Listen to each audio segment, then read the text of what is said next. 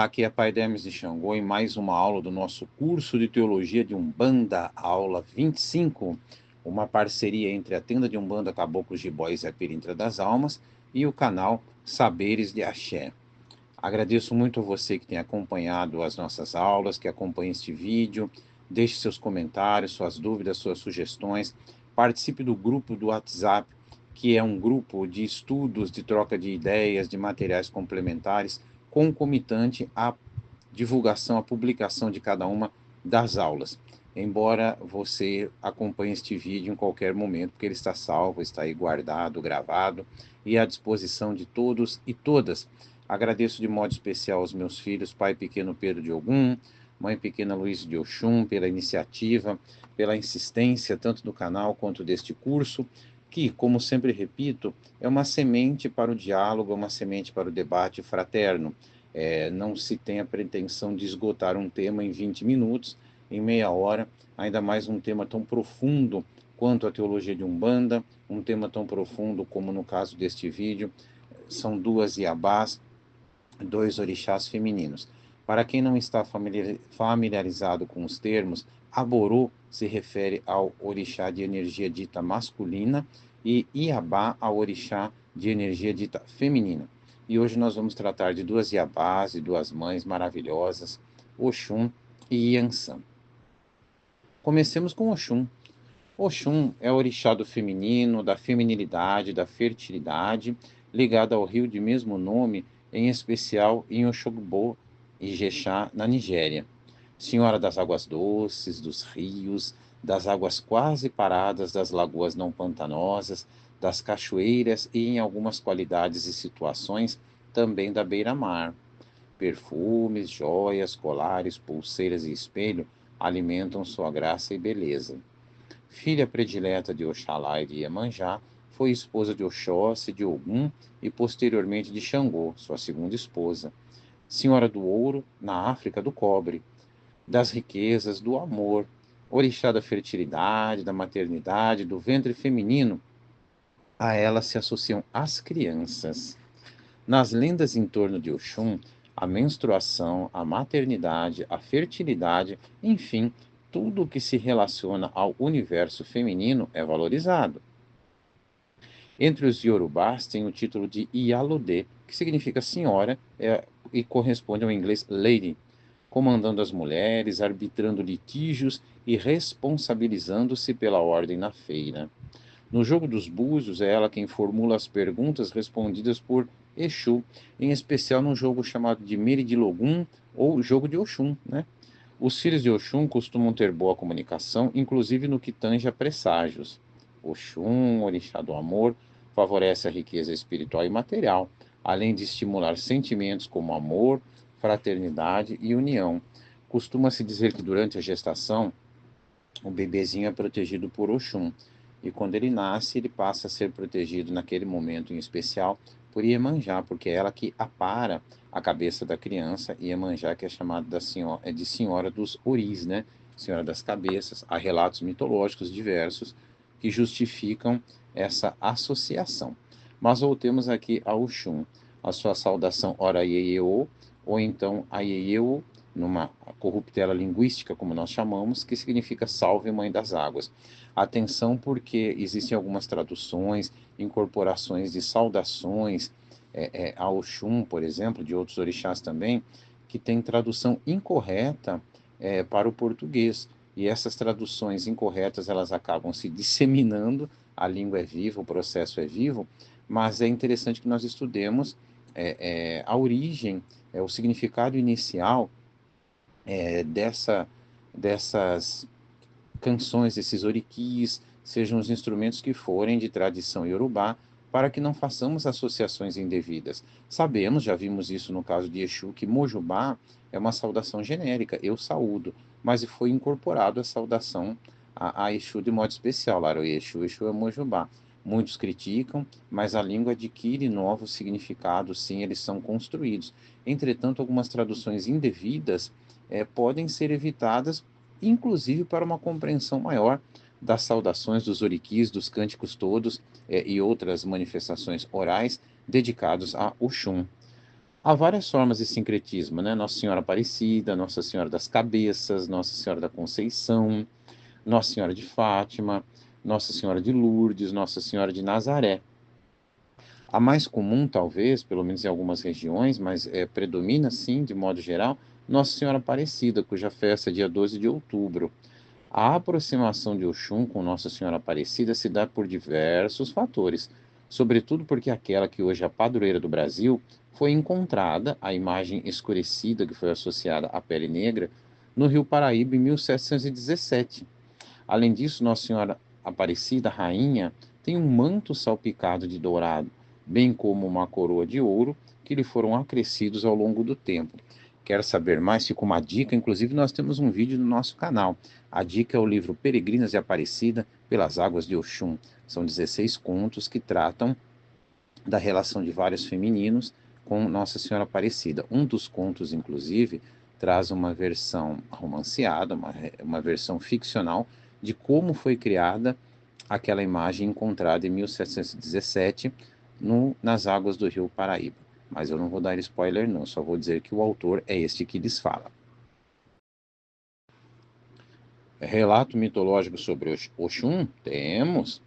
Oxalá tinha 3 mulheres, sendo a principal uma filha de Oxum. As outras duas nutriam grandes ciúmes da filha de Oxum, a qual cuidava dos paramentos e das ferramentas de Oxalá. Vão meditando aí. Sempre buscando prejudicar a filha de Oxum, um dia em que as ferramentas de Oxalá secavam ao sol, enquanto a filha de Oxum cuidava de outros afazeres, as outras duas esposas os pegaram e jogaram no mar. A filha de Oxum ficou inconsolável. Uma menina, que era criada pela filha de Oxum, tentou consolá-la, porém nada animava a principal esposa de Oxalá. Ouvindo um pescador passando pela rua apregoando seus peixes, a filha de Oxum pediu para a menina comprar alguns para a festa que organizava. Quando os peixes foram abertos, ali estavam as ferramentas de Oxalá. As duas outras esposas de Oxalá não desistiram de prejudicar a filha de Oxum e armaram um novo esquema. No dia da festa, ao lado do trono de Oxalá, à sua direita, estava a cadeira da esposa principal. Em dado momento, quando ela se ausentou, as outras duas esposas colocaram na cadeira um preparado mágico. Quando a esposa principal de Oxalá se sentou, percebeu que estava sangrando e saiu em disparada. Oxalá, indignado por ela haver quebrado um tabu, expulsou-a. A filha de Oxum então foi à casa de sua mãe em busca de auxílio. Oxum preparou-lhe um banho de folhas numa bacia. Depois do banho, envolveu a filha em panos limpos e a pôs para descansar numa esteira. A água da bacia, vermelha, havia se transformado nas penas de Codidé, raras e preciosas. Oxalá gostava muito dessas penas, porém tinha dificuldade em encontrá-las. Ouviu dizer que Oxum tinha essas penas, pois a filha de Oxum andara aparecendo em algumas festas, ornada com penas Ecodidé. Foi então à casa de Oxum, onde encontrou a própria esposa, que reabilitou. Oxalá colocou uma pena vermelha em sua testa e decretou que, a partir daquele dia, os iniciados passariam a usar uma pena igual em suas testas, ornando as cabeças raspadas e pintadas para que os orixás mais facilmente os identificassem. Um dos mais lindos itãs a respeito do feminino e da compreensão de seus ciclos por parte do masculino. Note que Oxalá, para quem o vermelho é tabu, acaba por incorporar essa cor em respeito ao feminino. Quanto à riqueza desses relatos mitológicos, costumo discuti-los em palestras, sugerir aulas para que se organizem em escolas, em terreiros, não é? Enfim. Mais um. Um dia, Orumilá saiu para um passeio, acompanhado de seu séquito. Pelo caminho, encontrou outro séquito no qual se destacava uma linda mulher. Enviou então Exu, seu mensageiro, para saber quem era. A mulher se identificou como Iemanjá, rainha das águas e esposa de Oxalá. Exu repassou a informação a Orumilá, que solicitou que ela fosse convidada para seu palácio. Iemanjá não atendeu ao convite de pronto, mas um dia foi ao palácio de Orumilá, de onde voltou grávida e deu à luz uma linda menina. Iemanjá tinha outros filhos com seu marido. Então Orumilá enviou Exu para comprovar se a menina seria sua filha. O mensageiro verificou se ela teria mancha, marca ou caroço na cabeça. Conforme as marcas de nascença, a paternidade foi comprovada e atribuída a Orunmila. A menina foi então levada para viver com o pai, que lhe satisfazia as vontades, os caprichos e a cobria de dengos. Essa menina é Oxum. Agora eu conto, reconto e, na verdade, leio. Não é um Itan da tradição dos nossos ancestrais, mas é uma recriação. É um texto chamado Oxum para Crianças, que eu escrevi, se não me engano, em 2014. Oxum é menina que gosta de rios e cachoeiras, sempre dengosa, bem vestida, aprumada. Adora arrumar os cabelos ao som das águas e se olhar no espelho para ver como está o penteado. Por onde Oxum passa, os peixes também navegam, trazendo colorido para as águas.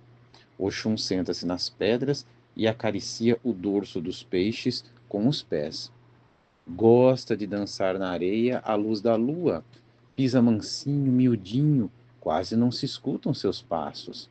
Os pássaros comem em suas mãos, pois sentem-se em casa.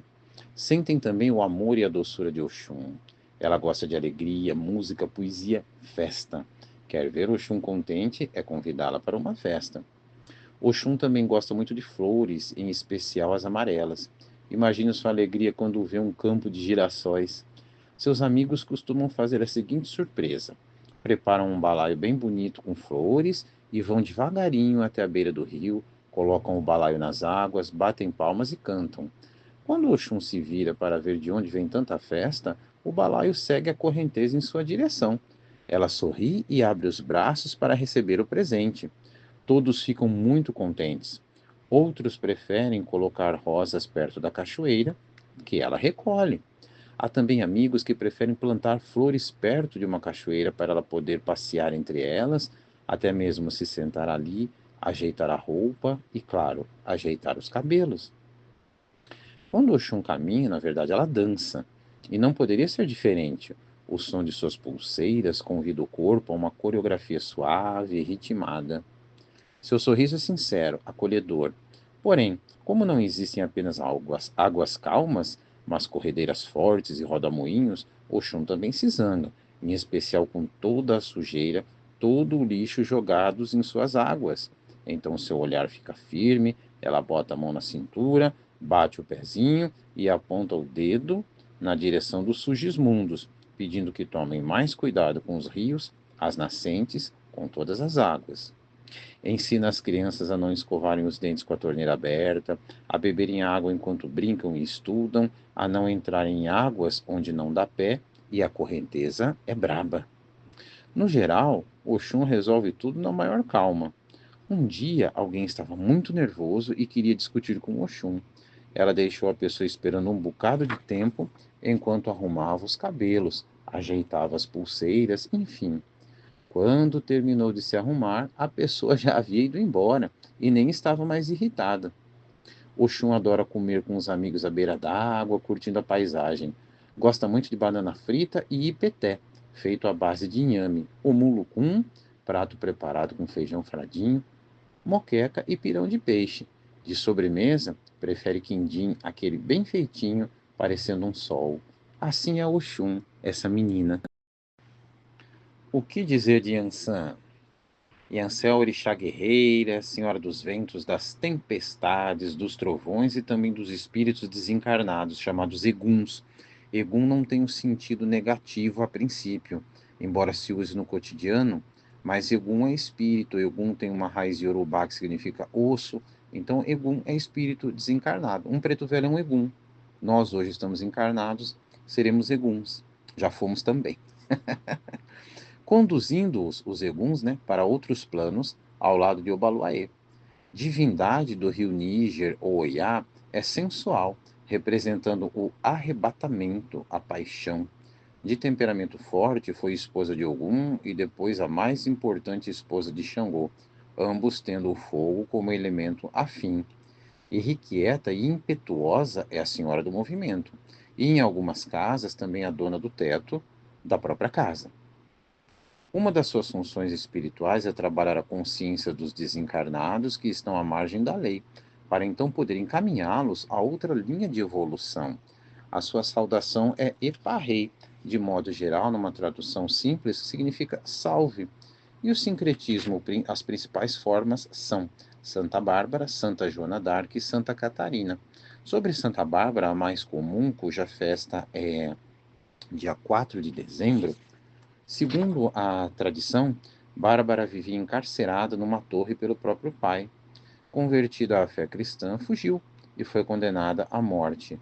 O pai, substituindo o algoz, cortou-lhe o pescoço com uma espada, sendo então, atingido por um raio.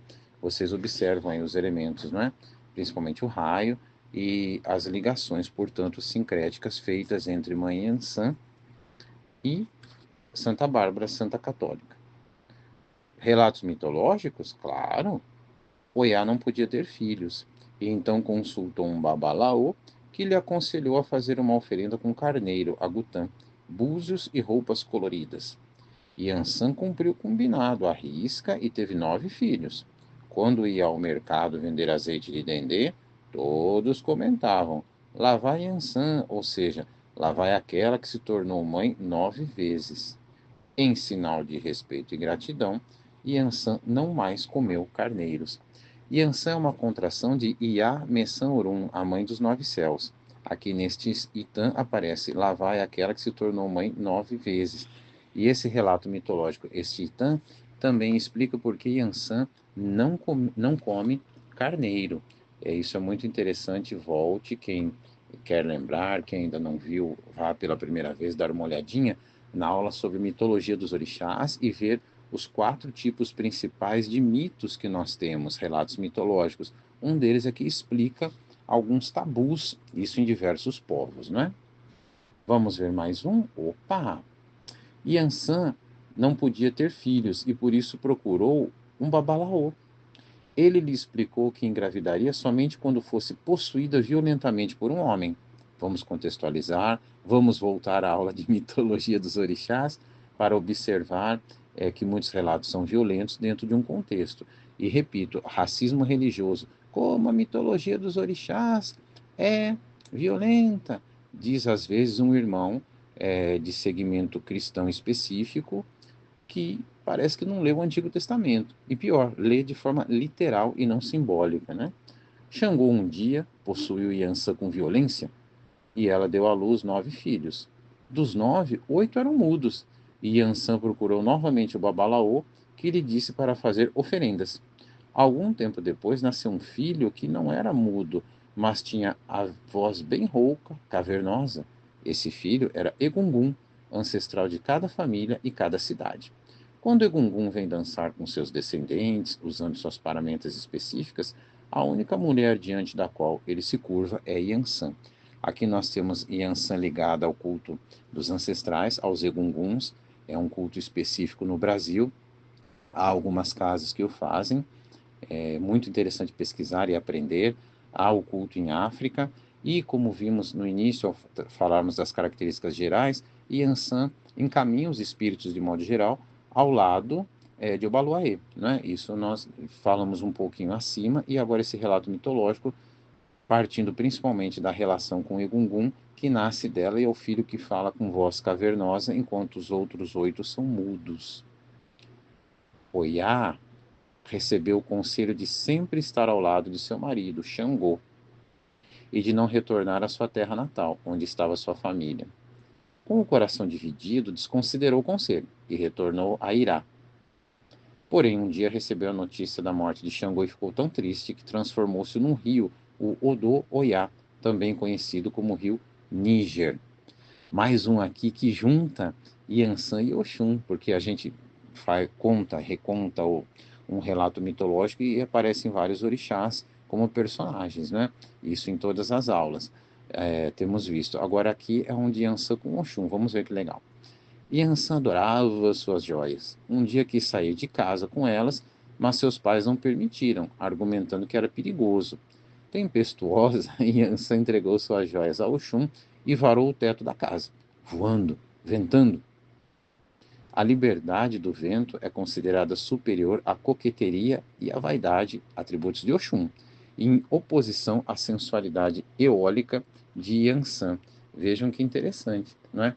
Cada um, cada Iabá, cada orixá com suas características específicas, por vezes se cruzam, mas são específicas. O que é de um não é de outro. O que é de uma Iabá não é necessariamente da outra, embora haja elementos comuns, como a maternidade, as águas, mas a forma como se vive essa maternidade, a forma como se vive essas características, inclusive dos sentimentos, das emoções e das águas, essas formas diferem. É interessante perceber que, principalmente na Umbanda, Yansan é associado à linha d'água, e um dos relatos que lemos agora sobre o rio Oiá, né, o do Oiá, ajuda a compreender, porque a gente se relaciona à primeira vista sempre Yansan com fogo, quando vemos nos cultos de nação, etc, etc. Mas vamos lembrar Yansan também ligada às águas. Essa é a nossa aula 25. Compartilhe com mais pessoas tanto esta aula, quanto o nosso curso, quanto os outros vídeos da playlist. Inscreva-se no canal se ainda não for inscrito, ative as notificações, participe dando sugestões, opiniões, críticas. O diálogo é muito importante, é uma construção coletiva este trabalho, que é voluntário e, como eu sempre repito, coordenado pelos meus filhos, pai pequeno Pedro de Ogum e mãe pequena Luísa de Oxum. Agradeço muito a eles, agradeço a você e agradeço de modo especial aos orixás, a todos os nossos guias, a toda a nossa esquerda, chamada também de guardiões. Agradeço de modo especial ainda as nossas Iabás e mais, a Oxum e Iemanjá. A Oxum e Iemanjá, ok, falaremos ainda, mas nesse caso especial desta aula, Mamãe Yansan. Abraço, gratidão e axé.